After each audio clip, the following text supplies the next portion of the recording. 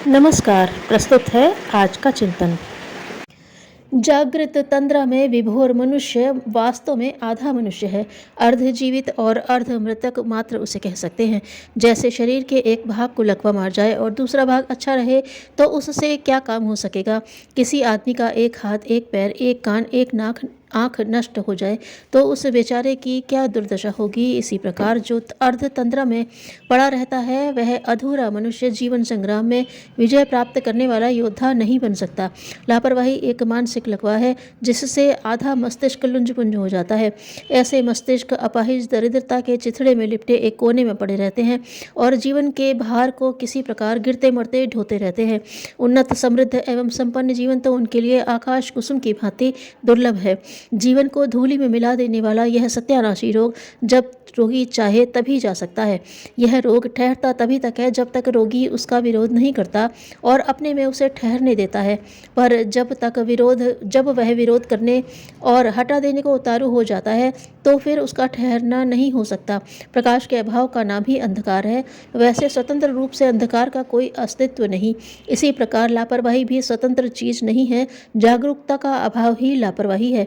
जैसे स्नान करना या न करना, टहलने जाना या न जाना अपने हाथ की बात है, उसी प्रकार मन को जागरूक रखना या न रखना भी अपने हाथ की बात है। मन की उदासीनता रूपी बाधा को हटा दिया जाए तो हर एक व्यक्ति पूर्ण रूप से क्रिया कुशल, कर्तव्यनिष्ठ, परिश्रमी, कर्मपरायण और सफल मनोरथी हो सकता है। जो व्यक्ति जागरूक बनना चाहता है उसे प्रतिज्ञा करनी चाहिए कि मैं जागृत जीवन व्यतीत करूंगा। आत्मगौरव की रक्षा के लिए अपने हर एक कार्य को सफल और सुंदर बनाने का प्रयत्न करूंगा। जीवन के बहुमूल्य क्षणों का अत्यंत सावधानी के साथ सुव्यवस्थित ढंग से सदुपयोग करूंगा। यह प्रतिज्ञा जिह्वा के अग्रभाग से नहीं वरन अंतःकरण के गहनतम प्रदेश से की जानी चाहिए। लापरवाही से होने वाली भयंकर हानियों पर बहुत समय तक गंभीरतापूर्वक विचार करना चाहिए।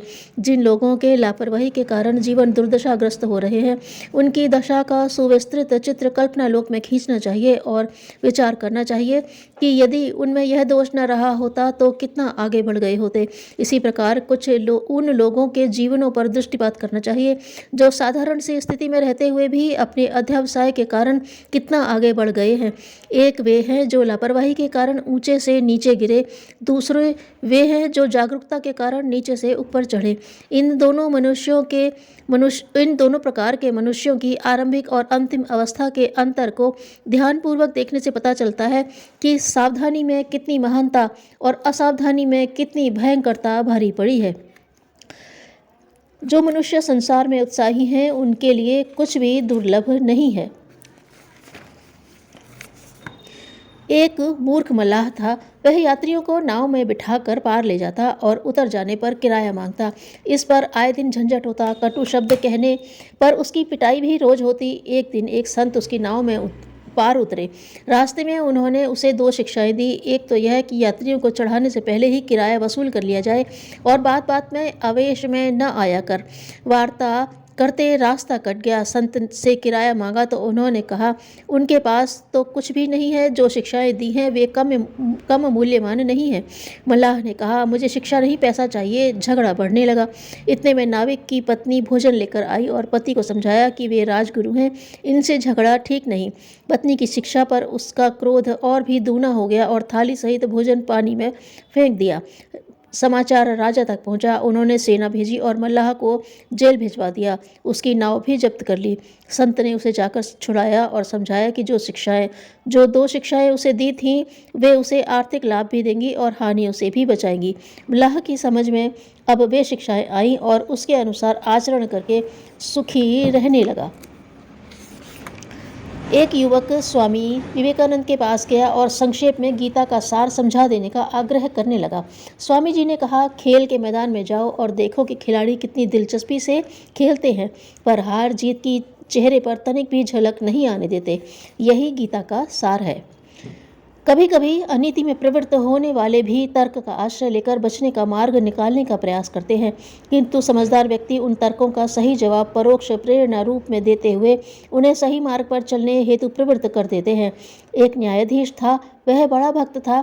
एक बार एक चोर उनके न्यायालय में आया। पूछने पर कहने लगा, जज साहब, आप जैसे साधु वृत्ति के व्यक्ति के सामने उपस्थित हो मुझे बड़ा आनंद आ रहा है। मैंने चोरी कोई अपने वश होकर नहीं की, मुझे ऐसी प्रभु प्रेरणा ही हुई कि चोरी करूं, अतः मैंने चोरी की। मेरे हाथों का दोष नहीं। चोर का तर्क सुन कचहरी वाले विस्मित से रह गए। वे सोचने लगे कि देखें ऐसे में न्यायाधीश अब कैसा दृष्टिकोण अपनाते हैं, परंतु न्यायाधीश पक्के निकले। उन्होंने फैसला सुनाया, चोर का कथन पूर्णतः मान्य है।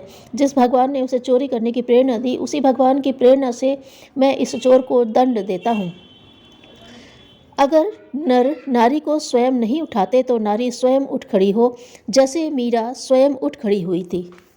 धन्यवाद।